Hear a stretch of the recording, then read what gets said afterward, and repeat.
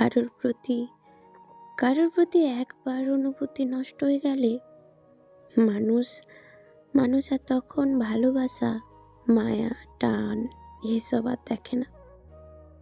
একটা মানুষের প্রতি অনুভূতি জন্মাতে যেমন সময় লাগে, ঠিক তেমনি সেই মানুষটার অবহেলা, ব্যবহার এবং আচরণে অনুভূতি নষ্ট হয়ে যায়।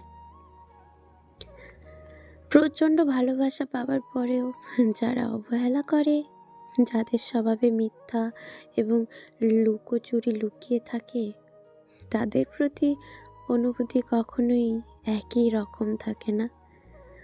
অনুভূতি এমন এক জিনিস যেটা যত্ন না নিলে নষ্ট হয়ে যায়। মানুষ তার মন এবং অনুভূতির ব্যাপারে একদমই চাপ নিতে পারে না। মানুষ যেখানে যত্ন পায়, সম্মান এবং গুরুত্ব পায়, ভালোবাসা এবং আদর পায়, সেখানেই নিজেকে রাখতে চায়। আর যেখানে নিজের আত্মত্যাগ এবং ভালোবাসার বিনিময়ে শুধুই অবহেলা পায়, অসম্মান পায়, সেখানে একটা সময় পর গিয়ে থেকে যাওয়ার আগ্রহ হারিয়ে ফেলে।